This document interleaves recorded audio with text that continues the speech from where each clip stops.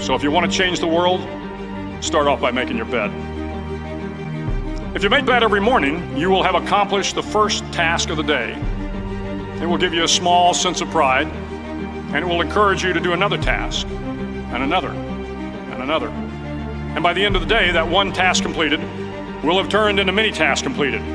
Making your bed will also reinforce the fact that the little things in life matter. If you can't do the little things right, you'll never be able to do the big things right. And if by chance you have a miserable day, you will come home to a bed that is made, that you made. And a made bed gives you encouragement that tomorrow will be better. To pass SEAL training, there are a series of long swims that must be completed. One is the night swim. Before the swim, the instructors joyfully brief the students on all the species of sharks that inhabit the waters off San Clemente. They assure you, however, that no student has ever been eaten by a shark, at least not that they can remember. But you are also taught that if a shark begins to circle your position, stand your ground. Do not swim away. Do not act afraid. And if the shark, hungry for a midnight snack, darts towards you, then summons up all your strength and punch him in the snout, and he will turn and swim away. There are a lot of sharks in the world. If you hope to complete the swim, you will have to deal with them. So if you want to change the world, don't back down from the sharks. Over a few weeks of difficult training, my SEAL class, which started with 150 men, was down to just 42. There were now 6 boat crews of 7 men each.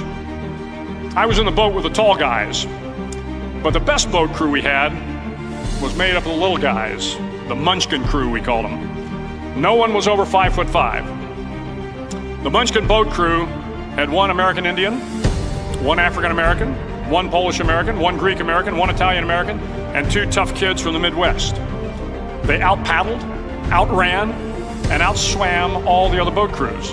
The big men in the other boat crews would always make good-natured fun of the tiny little flippers the Munchkins put on their tiny little feet prior to every swim.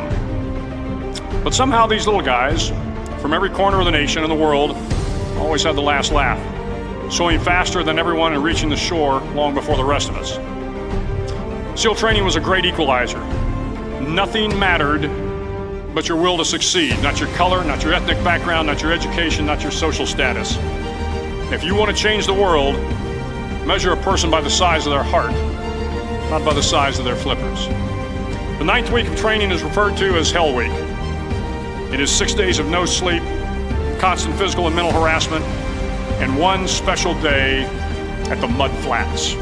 The Mud Flats are an area between San Diego and Tijuana where the water runs off and creates the Tijuana Sloughs, a swampy patch of terrain where the mud will engulf you.